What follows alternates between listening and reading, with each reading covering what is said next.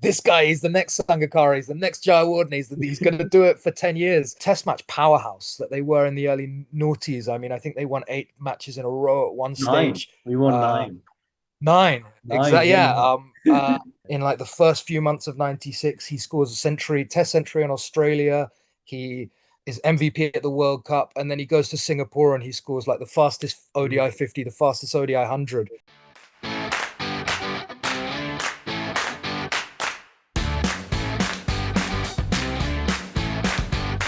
Welcome back to Sri Lankan Cricket Podcast.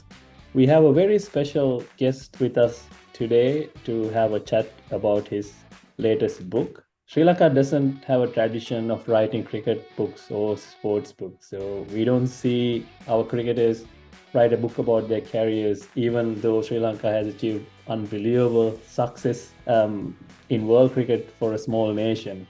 When I came across your book, I was lucky you sent it to me before it even published.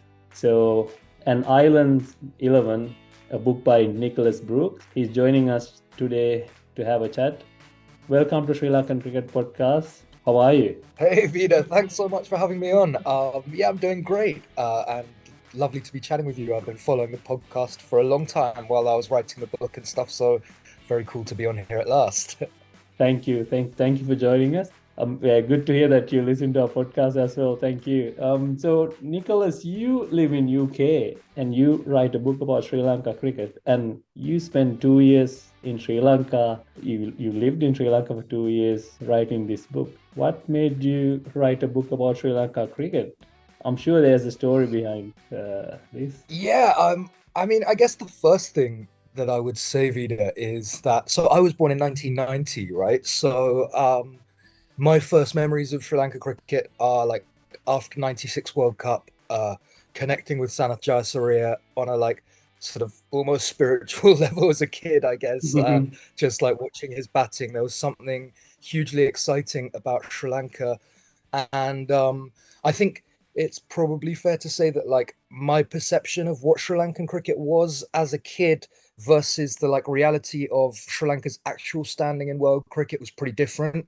Um, I didn't know anything about the sort of like inner workings, machinations of the game, and I just saw these like team of world beaters, and then going through the noughties, where you've got them being in every major like World Cup final from 2007 to 2014.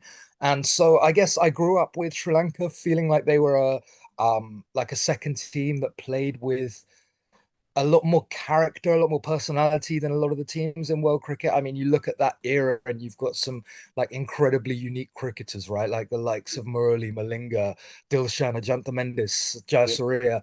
I mean, guys just doing things in a totally different way. Um, and so like I guess there's all that background. And then when I was an adult and I started to like look into cricket, I guess, in a more academic way or try and understand it more deeply, I was really surprised by the fact that Sri Lanka only got test status in 1981. The fact that everything before that seemed to be like a bit of a black hole, like no one really had talked about or covered what happened in Sri Lankan history before then.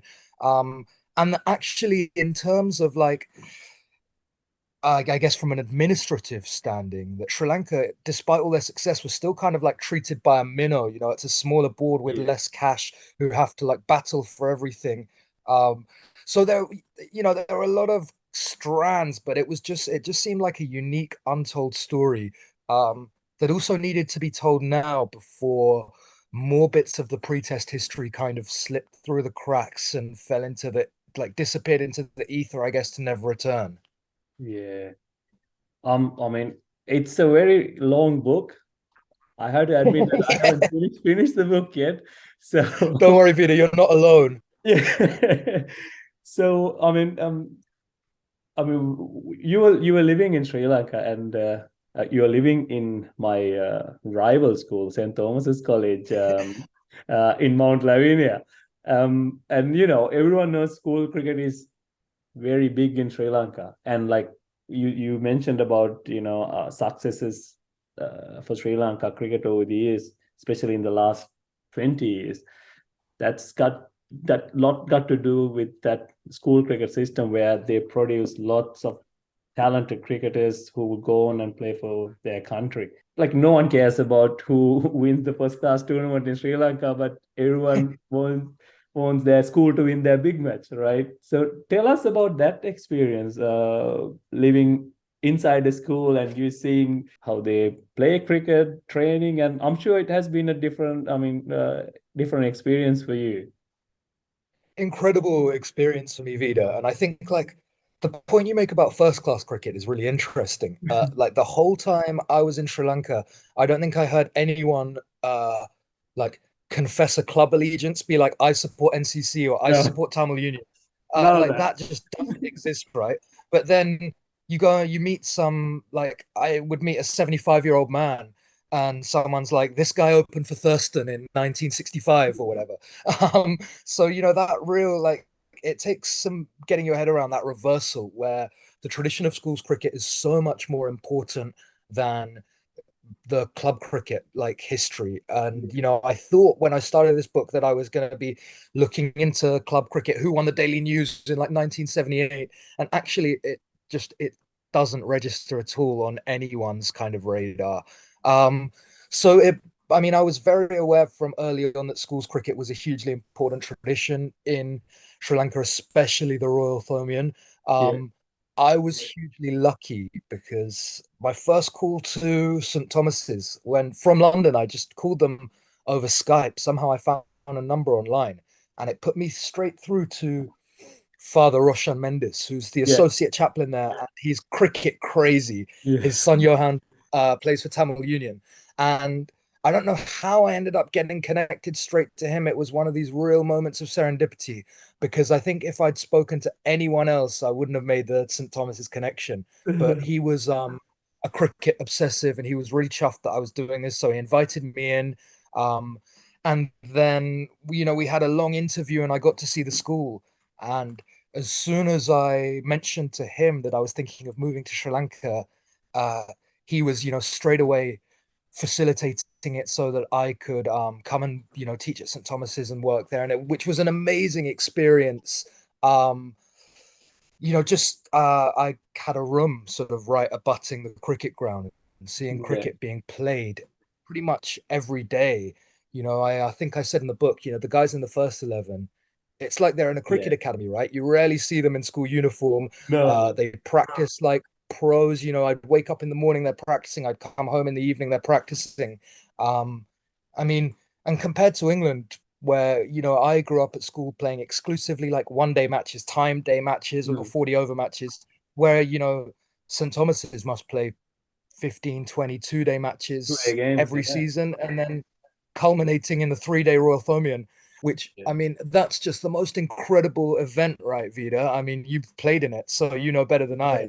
But I arrived in Sri Lanka in April, so I had like the whole year teaching at St. Thomas's to build up towards the Royal Thomaian in March. And like by the time it came around, I was just like so excited, and I'd heard so much about it, and but nothing can kind of prepare you for being there, right? And the Yeah, fact that everyone tells you it's louder than any ODI or any test match that you go to, and you kind of yeah, until you like see it, it's a really unique thing.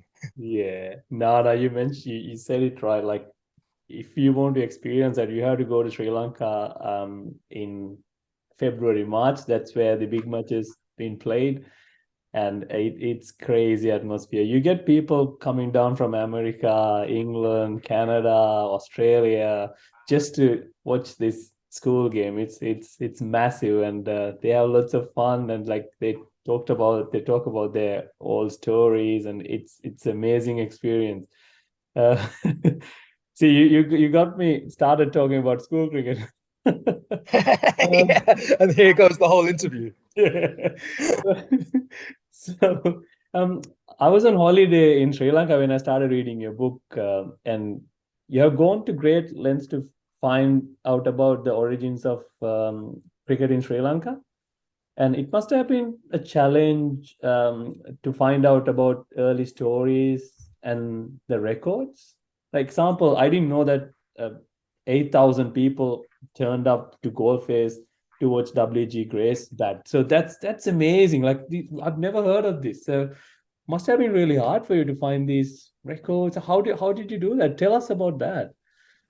I mean, it was tough because of because of the paucity of literature, I guess, out there. You know, there really isn't a lot of stuff, but I was hugely indebted to those who have written on Sri Lanka before me. So SP Phonanda, who I think was like the first real chronicler of Sri Yeah. Lankan cricket going back to the early part of the 20th century.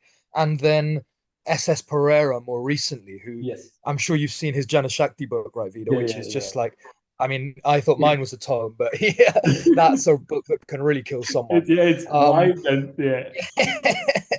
uh, so I was hugely indebted to those guys, and then also the Colombo archives, which were Oh, yep. great. And you know, they've still got lots of newspaper on microfilm going back actually to the 19th century, Oh, which right. was like laborious going through it, but amazing seeing these old Colombo newspapers from like the 1890s, early 1900s. Wow. And as you say, like I think especially due to the whistle stop tradition, Yes. which came about because of like nothing to do with cricket, just the pure happenstance that the Suez Canal made Colombo like a stopover point Yeah. Yeah. uh, between England and Australia. That adds such a fantastic element to Sri Lankan cricket history because you get guys like Grace and Bradman visiting, and you know, I mean, Bradman only played cricket in England. He did one tour, I think, to America and Canada, but he came to Sri Lanka twice, and you know Yeah. all Yeah. these New Zealand never had him, South Africa never had him, the West Indies India. never had him, India never had him. So I mean that's kind of amazing that Sri Lanka, who were well outside the ICC, you know, kind of this little island marooned, had these galaxy of stars visiting, and you know these were kind of moments that for the Colombo crowds who like I think were quite passionate about cricket even then, but were I guess weren't that well nourished. They just had to survive on, you know, a few local club matches to see these guys who they'd heard about on the radio coming through town. Yeah. I mean, they were real events and they really helped to kind of like, yeah, nourish, I think, a collective sort of cricket imagination. Yeah. Yeah. I'm sure. I mean, I'm sure when they started playing these games, these whistle stop games, as you call it, um, it must have been the British who was living in Sri Lanka. They must have put up a team and played. Then, and you mentioned in the book where the Sri Lankans they joined the team and they started doing well and the interest among the public increased and so it's amazing. Like I'm glad you decided to write this book because these things we have a very rich history in cricket and it, I mean I said I haven't finished the book but so far I'm hooked but yeah it's I'm so glad you did this um Uh, well, I'm so glad it's gone down well, Vida, because you know, like one of the things you say, there's a lack of like books around Sri Lankan cricket, which I mean, that was something that I really noticed when I moved to Sri Lanka. And like I noticed that Sri Lanka has, you know, has a really high literacy rate, but you don't see a lot of yes people reading books. And so I was no like, you know, I traveled by train and bus a lot, and I never saw anyone reading a book. So I was like, is this not going to land? And I felt like the tradition really has been for more of like a oral history. People love telling stories. You know, yes everywhere you go to, every cricket club you go to, there's someone like holding court and telling yeah a story, right, about something that happened from years back. But yeah, it's strange that no one or that more people haven't put it down into words. And so I hope that I've helped cement something and that more people will kind of follow up. yeah no I mean but it's you meant it's funny you mentioned that I mean people talk about these things like they know lots of stories history but you're right but once I mean like when I was in Sri Lanka this time I was talking to these uncles and all the gentlemen when I was having these parties where we stay up till around 2 3 in the morning drinking whiskeys And um, it's funny that when I mentioned about your book, like they wanted to buy the book, and I looked up and it wasn't in Sri Lanka. It wasn't for sale in Sri Lanka. I was like, oh, no, what am I gonna do? Then I remember I sent your text. Is your book available in Sri Lanka? So it's available now in Sri Lanka, isn't it? Thankfully now it has reached Sri Lanka. But there I think there seem to be like some issues constantly on the supply lines between India and Sri Lanka. It's printed in Delhi, and Yeah. so Yep. um, it tends to come down to Sri Lanka, and then copies run short, and then it takes a while for them to restock. Yeah. Which is like it's a shame. I had hoped that it would reach Sri Lanka first. And it seems like ironic to have written a book about Sri Lankan cricket that was available in India, available in England, and then I've got people like messaging me on Twitter from Sri Lanka being like, "How can I get this here?" Which was like, yeah, I felt really bad about that. So I'm glad that some copies have finally landed. No, no, I'm sure they're all gone now. So it's because um yeah, the other thing, one thing we talked about, I mean, we are talking about early years of Sri Lanka cricket still. Cricketers from Sri Lanka have gone to England and then to Australia to play as professionals. As early as 1899, I mean, I found this in your book. I didn't know. So, some have done really well, but they never really got an opportunity to represent England or sometimes not even a county. Like there's like recent allegations about Lancashire counties, what do you say, racial discrimination and stuff. Like, you think some of the Sri Lanka's finest were robbed from opportunity to play in the biggest level, in a way? Yeah, no doubt, Vida. I've absolutely. I think the first guy to go was Alfred Holsinger, uh, Yes. who was I think he was a Thomaian and he was said to be like one of the fastest bowlers in 19th century Sri Lanka.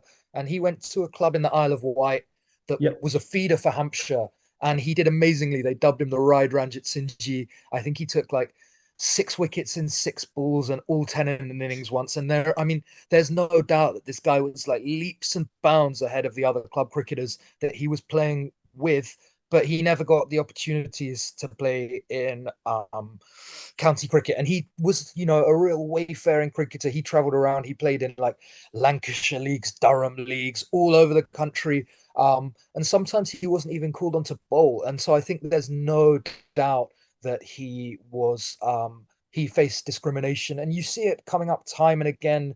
Like Churchill Gunasekara, who Yeah. won the county championship with Middlesex in 1920 and is the first Sri Lankan cricketer to really make a mark in England. He tells stories about the his first trial match at Cambridge, how he was overlooked by a captain who just wouldn't include him on a team sheet.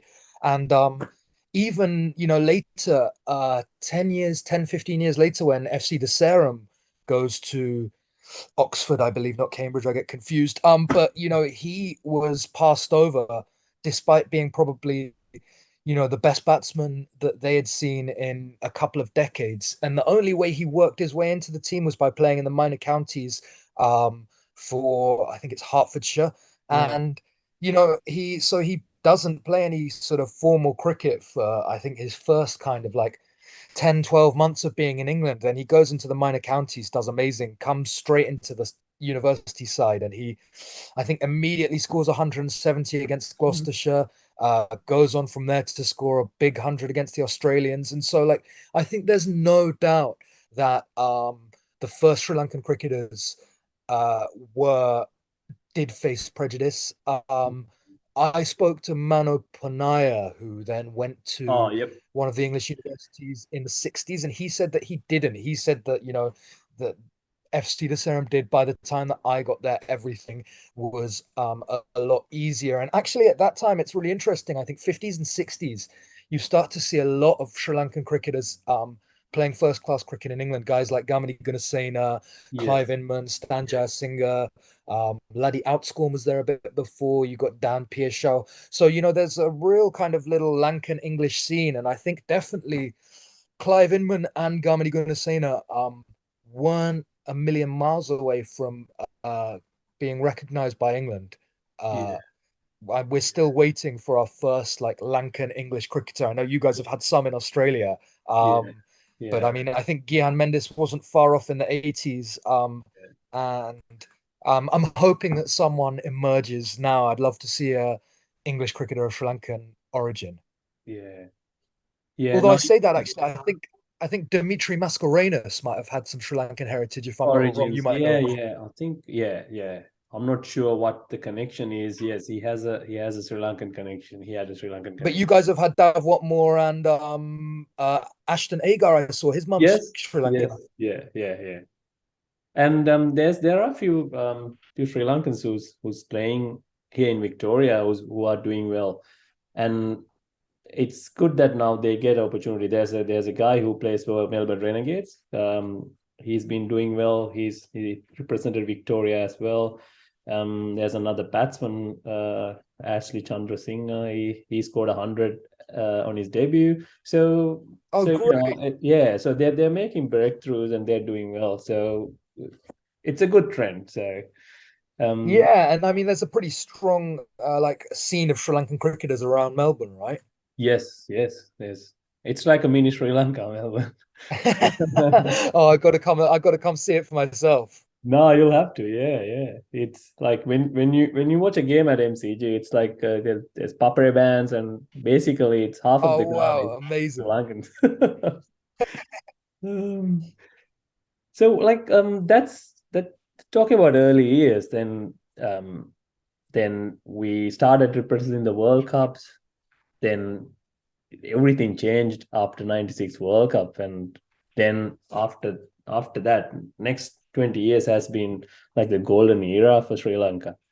I mean, we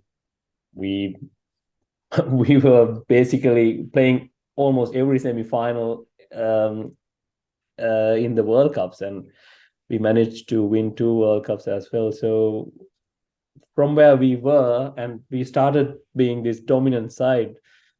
What do you think about that era where I mean, I remember we used to beat India like for fun, like they couldn't win a game against. What do you think about Um, that era? I, I mean, it's such an incredible story, right? I think starting with 96, like you look at where Sri Lanka were 18 months before that tournament, uh, and you think they're miles away from being world champions, and it all like everything came together so quickly. And I think also Arjuna's like tactics throughout that tournament, right? Being able to play seven specialist batsmen because of the part-time spinners, opening with Sanath and Kalu, who are just like looking to tee off from ball one, uh, committing to like strangle by spin. The way the fielding improved in the like months and years leading up to that tournament, like everything. It was just like a perfect storm, and Sri Lanka seemed to be playing a different game Yeah. to everyone else. And then I think what's incredible to see is that the confidence that like that flooded into the side in the wake of that. I always talk about Jayasuriya, who had like the first what 6 7 years of his international career, we'd seen like the talent coming in real drips and drabs, and then Yeah. in like the first few months of 96 he scores a test century in Australia. He is MVP at the World Cup, and then he goes to Singapore and he scores like the fastest ODI 50, the fastest ODI 100. Yeah. And I mean, I think that whole like 96, 97, the late part of the 90s, you've got just Sanath and Aravinda, two world-class batsmen who are making things incredibly difficult for opposition bowlers in tests and ODI cricket. And then the way that became a springboard for like what I call Sri Lanka's second golden generation. I mean, you look at the cricketers who are there around the first part of the 2000s. I mean, you've got prime Murali, prime Vas, and then like the depth of batting when you think you've Mm. got Jayasuriya, Atupatu, Sangakkara, Jayawardena, Yeah. Aravinda's still there, Tilakaratne comes back, you've got Ratna, Dilshan, you've got Samarawira. I mean, that's nine batsmen that I just named who are like you'd all say at one stage in the or another in their career were world class. I mean, so I think it was great to see, like also that 96, I mean, Sri Lanka in the 90s, I was just thinking about it before I spoke to you, Vida. They were pretty unreliable as a test team, right? Yeah. Um, and then the way that that ODI success kind of springboarded into creating actually like a test match powerhouse that they were in the early noughties. I mean, I think they won 8 matches in a row at one Nine. stage. We won Uh, nine. nine, Nine. exactly. Yeah. Yeah. Nine. And I guess like I think the one probably thing that you could say about the one criticism you could level at Sri Lanka as a test side is that they've never found a consistent formula to win outside of Asia. Yes. Yeah. Um, but then, like all teams struggle more away from home. Like I guess you could say England have never found a consistent way to win in Asia. So like, it's I guess that is the kind of final frontier. But I mean, there've been some huge results I away from home. Like I think of when Mahela took over as captain and Sri Lanka came here to England in 2006, that Mhm. series is like a Five kind nil. of like seminal one. That great escape at Lord's setting up a test series draw and then like the clean ODI sweep where you're just like they're on a different level to England. I Yeah. mean, yeah, so uh Um, but no, there's some amazing years for Sri Lanka. I chose to finish the book at 2014 because that seems to me like the end of yes. the good stuff. And it, The last, I mean, I can't believe it's almost been a decade since then now. The last decade's been tougher, but I always say, like, even in a decade which no self-respecting Sri Lankan fan would celebrate, there's been like a 3-0 Test series victory against Australia at home. yeah. Gone to South Africa and become the first Asian side to sweep a test series there, beat England, who were champions, at the 2019 World Cup, won the Asia Cup against all odds last year. So, like, there's still good days, right? And Yeah. Sri Lanka is still playing good cricket in flashes. It's just like the consistency, which seems to be really problematic. No, I think you nailed it. You mentioned it like you said it perfectly. I think you talked about the way we played. I think we found a brand of cricket, our brand of cricket. Then they had the confidence to go out there and do that. That's what was behind our success in those 10 years. And after 2014, obviously we lost those big name players, and there were a few individual brilliance performances where you can win a series or a game, but we haven't produced them consistently. I think we haven't adapted to the new way of playing cricket. That's what I think. Because cricket has changed a lot since 2015 up until now. Like, I mean, we were very competitive. Then I think we've lost lot of ground. That's why we can't be up there. But this new group of players, they are promising, and but yeah, it's a tough gig. It's as a fan and a former player, it's disheartening to see that. But yeah, what do you think? As from looking from Yeah, I think outside, you're right to like strike on the changes from 2015 Vida, and I think that like having sort of hardly any Sri Lankan players playing franchise cricket as well kind of like uh accentuated that gulf. So it's great now to see so many members of the team playing in franchise leagues around the yeah, world. Like I feel like when I left Sri Lanka, which was March 2020, like at the start of COVID pandemic. I think Mickey Arthur had just arrived and there'd just been like that West Indies series. So like where they won, I was like starting to feel a tiny bit of optimism, but not a lot. And now I feel like things are in a much better place, especially on the bowling side of things. I yeah. mean, like the both the seam bowling and the spin bowling stocks seem pretty deep. But it's the batting like consistency, right? I was the not the last T20 World Cup, the one before that, I thought like that was a breakout tournament for Sri Lanka. Mm. And like I get really overexcited when I see a couple of innings and I'm like, this guy is the next Sangakkara, he's the next Jayawardene, he's gonna do it for 10 years. And then you're like, where does that go for the next 18 months? I mean, I felt a bit slightly the same with Banuka, who had a really good IPL last year, and then since Asia then you're Cup. like, where yeah, Asia Cup, yeah, and then it's just the form kind of seems to like just come and so and Mm. I don't know. It seems the other thing is that strange is for me like for a long, long time Sri Lanka always had a line of like world-class batsmen that were coming through. Um, but it doesn't seem like anyone's come through in a while. I Yeah, guess you could maybe say since Matthews and Chandimal, uh, like the next generation who've come through, I had really high hopes for Kusal Mendis, and he kind of finally seems to be going on a right yeah, trajectory, but I don't think he's going to be the player that any of us kind of hoped he'd grow into. I think, that generation of, guys like Kusal, Dhananjaya, Dickwella, they haven't maybe produced the way that Sri Lankan fans hoped that they would. Um, like you again, another one is like Kusal Pereira, who since that innings in South Durban, I Africa. mean, I can't think of too much of consequence that's happened, and then he's been injured and like has not reappeared for like a year and a half. Mm. Uh, so I mean, I think what I'm saying in a really long-winded way is the batting's the problem, right? In Yeah, all of the formats, finding batting consistency. Um, in T20 cricket, it seems like finding players who can strike at like 135, 140, 150 is a real issue.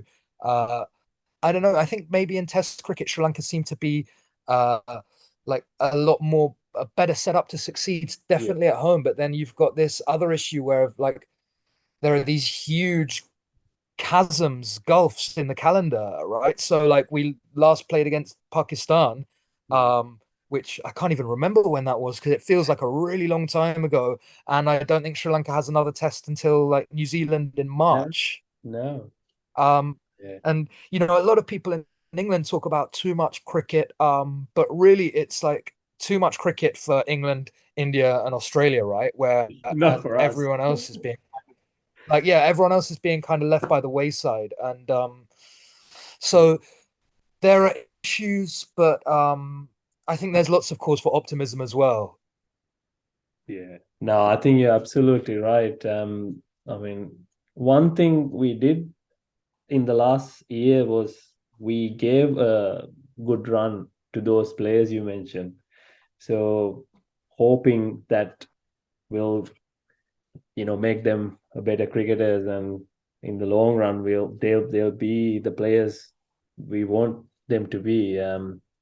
So I think because of the way we are going, as you mentioned, we are not getting enough cricket. The big three gets most of the test matches, and looks like the 50-over cricket is dying, and the T20 cricket will dominate in the next 10 years. I don't know. What do you think? What do you think about the future of cricket going to look like? I think the 50 over format is definitely the one facing the most immediate jeopardy.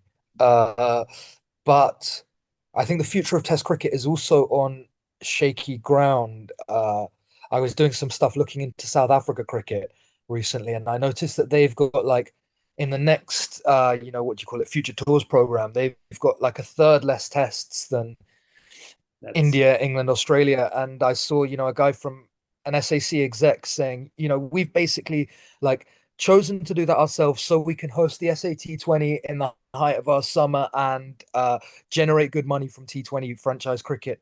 And I think that that's a worrying trend that we're going to see more of around the world. Having said that, I think that LPL is going to be really crucial for Sri Lankan cricket moving forward. I would like to see it like, I mean, it's run what, three or four editions now, and they've yeah, all been kind of centrally hosted. I would like to see it develop into a like tournament that gives Sri Lanka regional hubs, right? So you've got the Yeah. Jaffna team based in Jaffna, the Gul team Yeah. based in Gul. And I feel like, I've talked like until I'm blue in the face about how the club cricket system and the lack of regional centers has like slowed Sri Lanka's development and has meant that you have like a situation where I don't think Sri Lanka has come close to tapping its full potential. As far as I know, there's never been a national cricketer from the East Coast.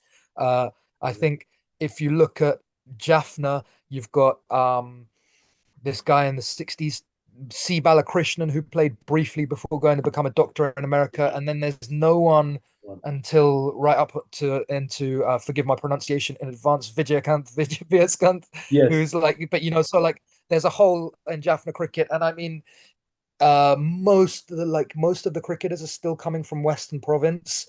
Yeah.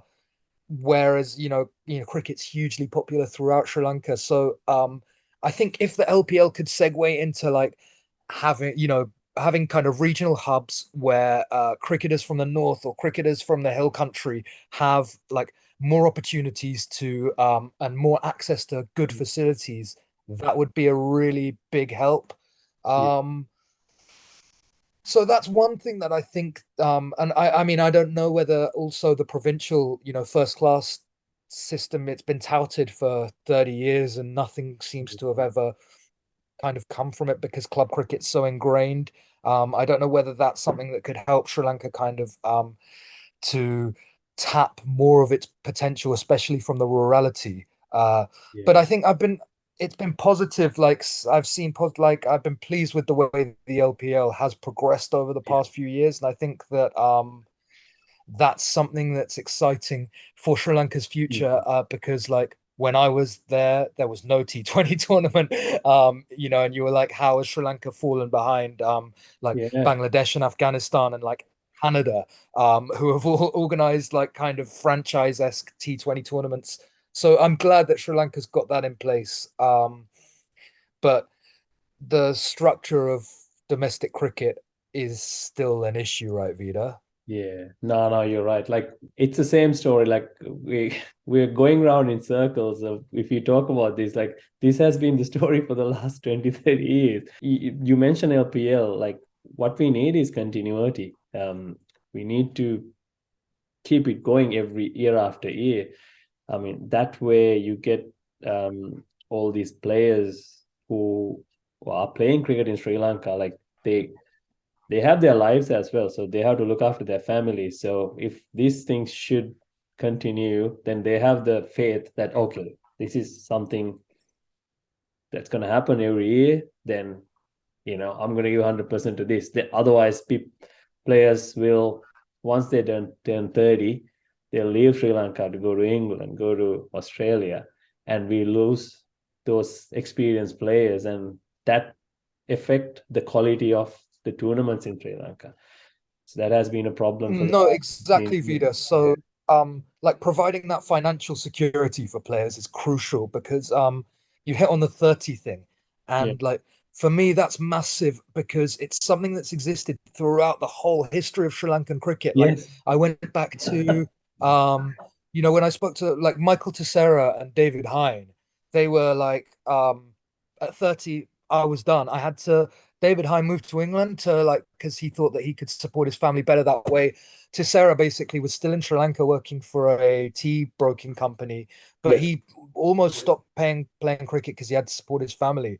And then it was the same when I spoke to like Siddharth Wettamuni, he said the same thing, and I think it was the same for guys like Ravi Ratnayaka, Yeah. Ashanta Demel. Yeah. And I mean, the fact that it's still happening, I mean, not so much with the international cricketers, but with club cricketers who are, still leaving the Sri Lankan game at 30 to go and seek like greener financial pastures.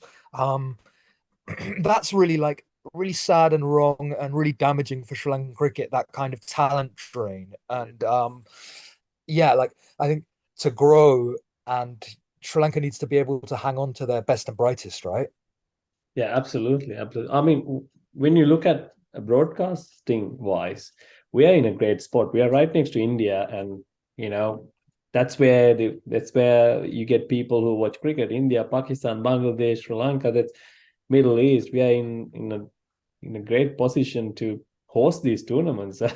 We just have to find a window and play it every year. That's all we have to do. And I mean, now you have lots of players who are like free agents, like West Indies players, South African players. You can get quality players to come and play these tournaments. So it's just a matter of having a structure and um, make sure it happens every year, and we'll get Yeah, results. absolutely. And I mean, like the trend that we've recently seen of the IPL owners buying franchises, in like South Africa in the Yeah, IL20.